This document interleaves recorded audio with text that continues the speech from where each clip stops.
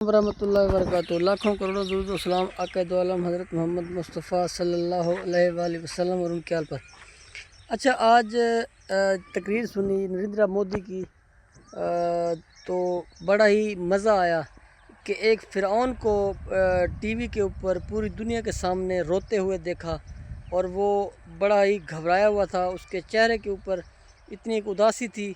मैं समझता हूँ कि अगर वो मज़ीद 2 से 3 मिनट और वो तकरीर करता तो वो रो भी पड़ता। हो सकता है कि ये तकरीर लाइव ना हो, वो रोया भी होगा, क्योंकि 2 दिनों से वो छुपा हुआ था और मुसलसल वो रो ही रहा होगा, क्योंकि जो पाकिस्तान ने उसके साथ किया है, जो उसको अपने ऊपर बड़ा नाज था और जो उसको यूरोपीय यूनियन को उसके ऊपर नाज था, इसराइल को उसके ऊपर नाज था, बाकी ममालिक को उसके ऊपर नाज था, और उसकी जो आवाम उसके ऊपर बड़ा नाज कर रही थी। और उनको ये था कि हमारे पास पैसा है, हमारे पास एयर डिफेंस सिस्टम है, हमारे पास असला है, हमारे पास बड़े बड़े जंगी हथियारें हैं।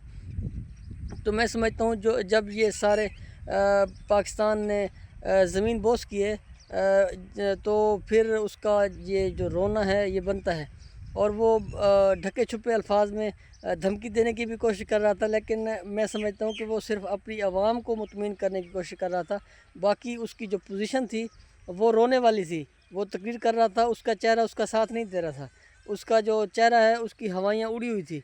और मैं समझता हूँ कि उसको इस चीज़ का पता लग गया था कि अगर 2 से 3 घंटे या 4 घंटे और अटैक रहता पाकिस्तान की तरफ से, तो भारत का जो हाल होना था वो और भी ज़्यादा ख़राब हो जाना था, क्योंकि आधे से ज़्यादा जो एयर बेसेस हैं इंडिया की वो तबाह हो चुकी हैं। जो उनका एयर डिफेंस सिस्टम है वो तबाह हो चुका है। उनका जो मिज़ाइल के डिपो थे, जो वो बरमूस मिज़ाइल मार रहे थे, वो सारा तबाह हो गया है। अभी तक भी वहाँ पे आग उठ रही है और मीडिया को वहाँ पे जाने नहीं दिया जा रहा, इंटरनेशनल मीडिया को। लेकिन जो वहाँ के लोगों की वीडियोज़ आ रही हैं सोशल मीडिया के ऊपर, या वहाँ का मीडिया कुछ थोड़ा बहुत सच बोल रहा है तो वो दिखा रहा है, तो वहाँ पे अभी तक आग लगी हुई है। क्योंकि ये जो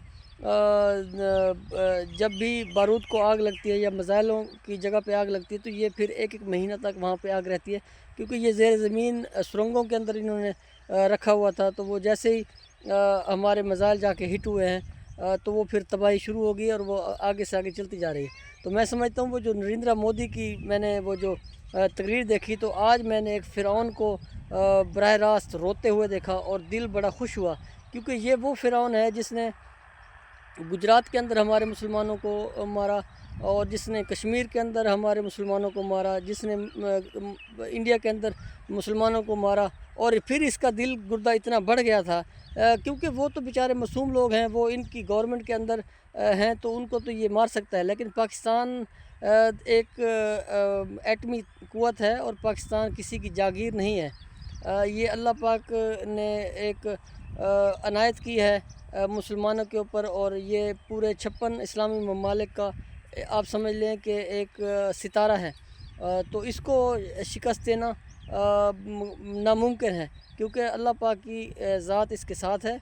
और फिर जब उस के साथ मोदी के साथ जो हुआ, और मोदी मैं समझता हूँ कि अब आने वाले कई सालों तक इसी परेशानी में रहेगा कि उसके साथ हुआ क्या है, क्योंकि वो ये चीज़ समझ ही नहीं पा रहा था। क्योंकि वो गेम खेल रहे थे, बार बार अटैक करके फिर टेलीफोन कर देते थे, या अमेरिका को इन्वॉल्व कर लेते थे, सऊदी अरब को इन्वॉल्व कर लेते थे, दूसरे ममालिक के ज़रिए फ़ोन करा देते थे कि अब हम अटैक नहीं करेंगे। और मुसलसल वो 3 से 4 दिन यही गेम करता रहा, और उसका मिशन ये था कि वो मुकम्मल पाकिस्तान के ऊपर अटैक करके पाकिस्तान को उसका मिशन था पाकिस्तान को ख़त्म करने का।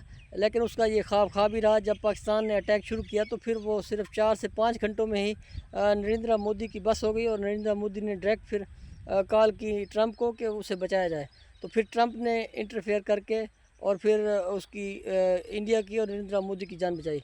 तो मैं समझता हूँ कि मुझे नरेंद्र मोदी को देख के, उनकी तकरीर को देख के बड़ा सुकून मिला कि वो जिस तरह रो रहा था। अब एक्चुअल जो नुकसान का अंदाज़ा मुझे हुआ उसकी तकरीर से हुआ कि वाकई बहुत बड़ा लॉस हुआ है, क्योंकि ये छोटे मोटे लॉस के ऊपर इसने तकरीर करने के लिए नहीं आना था। ज़रूर इसको बहुत ज़्यादा नुकसान हुआ है, तभी ये आके ये फ़िरौन नुमा शख्स आके और ये रोया है टीवी के ऊपर।